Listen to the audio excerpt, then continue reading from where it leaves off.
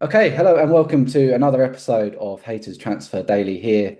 Today, joined by the brilliant Tom Barclay from The Sun, Tottenham correspondent and overall great journalist. Thank you for joining us, Tom.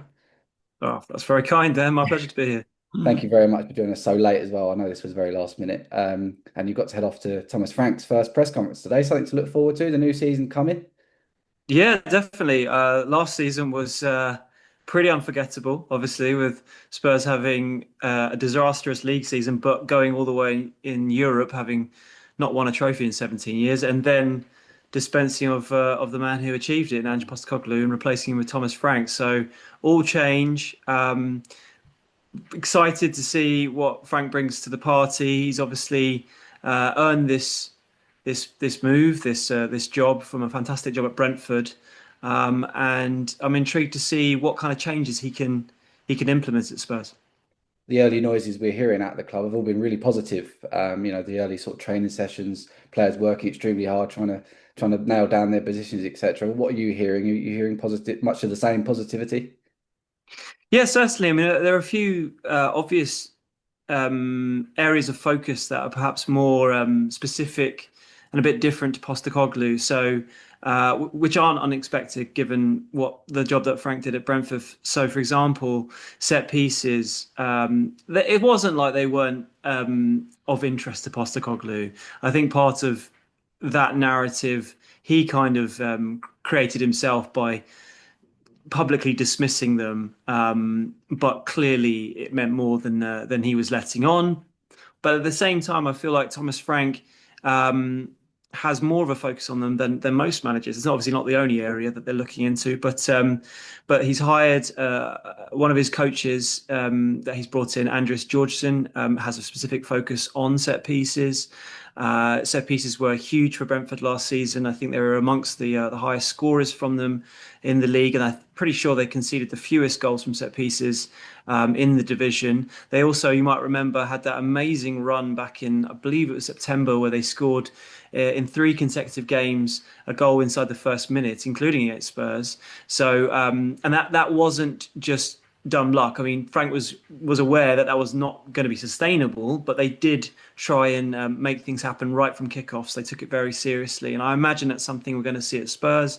There was even a little bit of social media footage posted on Destiny Udogi's Snapchat, which seemed to be a bit revealing. In the back of the the video, there was a screen at Spurs' training ground with the training schedule of the day, and Long there was throw. one. Yeah, Yeah. long throw audition was on there. Now we obviously might be reading a bit too much into it, but based on Frank's how serious he takes set pieces, it would not surprise me if yeah, maybe we were going to see one of the players at Spurs be converted into a bit of a Roy Delap specialist, perhaps. Who Yeah. knows?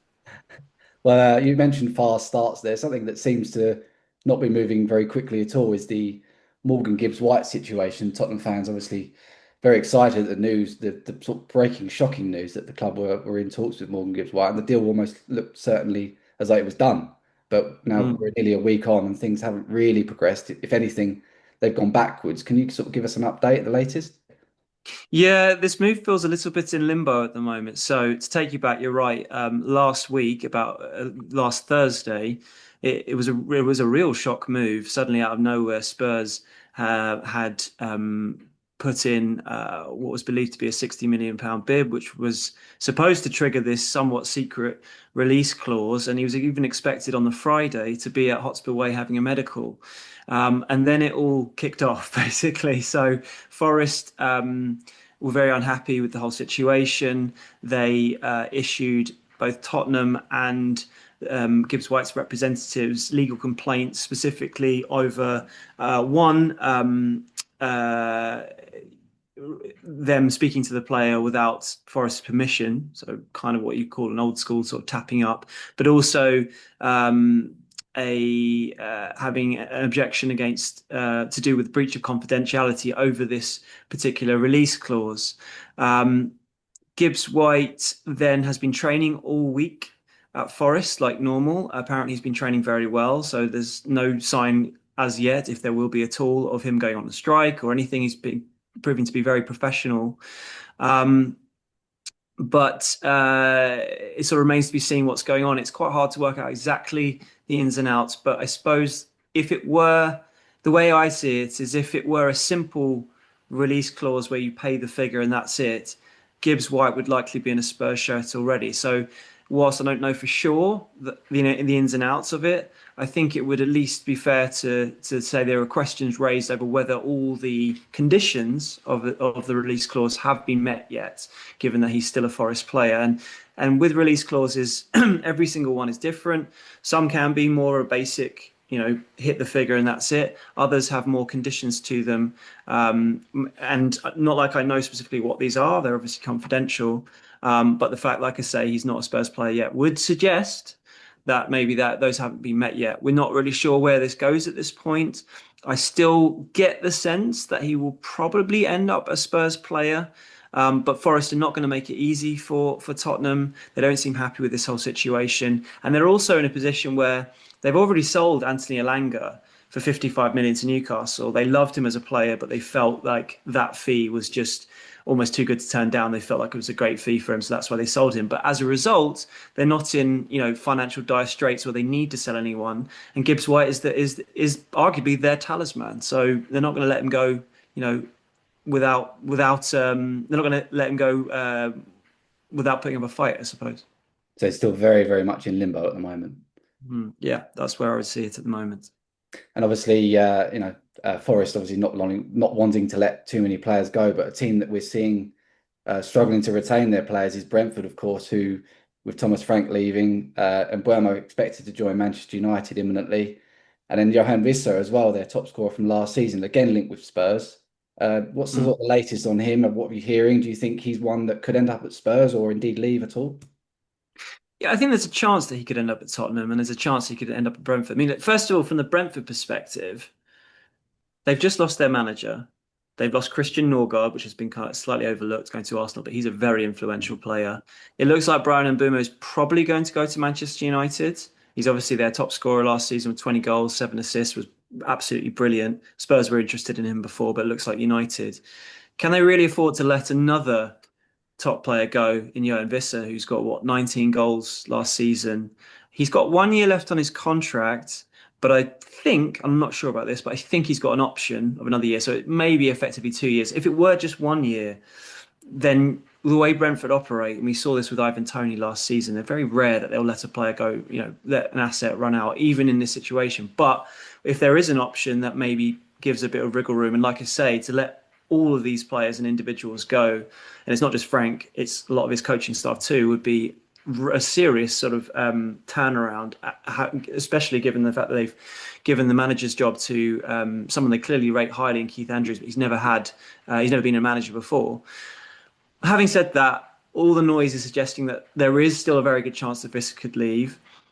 My understanding with him and Tottenham is yes, he is of interest, but perhaps after the signing of Mohamed Kudus, he's maybe not quite as much of a priority as he might have been before, which I think almost sounds a bit strange, given that you think of Vissa as being more of a centre forward, albeit a versatile one. He can play out wide, and Kudus is more of a winger, albeit another versatile one.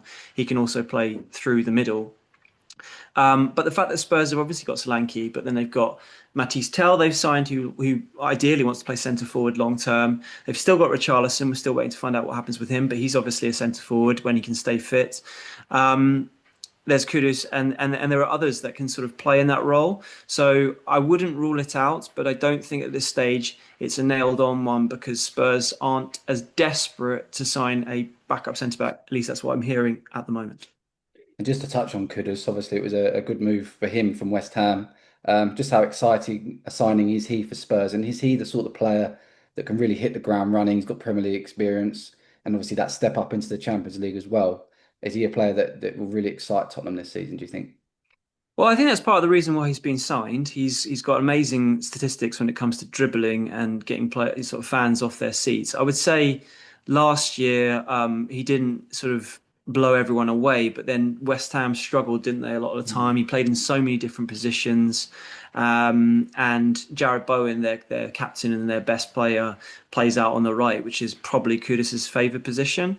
So there were a lot of maybe reasons why it didn't quite happen as much for him then. But there's no doubt that on his day, as we saw quite a bit in the first season, and if you speak to any West Ham fan, as frustrated as they are to see him go, particularly to Tottenham, they will realise and they'll tell you how much, on his day he can be terrific. So for 55 million in today's market, I think it's a pretty good deal.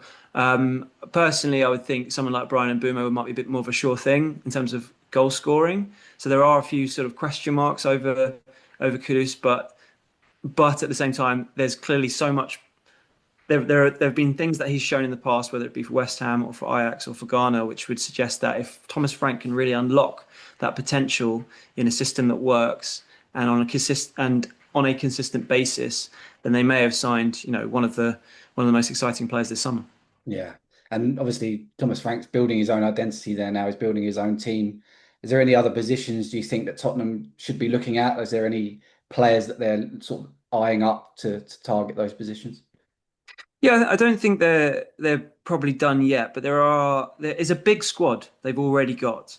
And so when we speak to Thomas Frank, part of the questioning will be about players potentially leaving, not just incoming.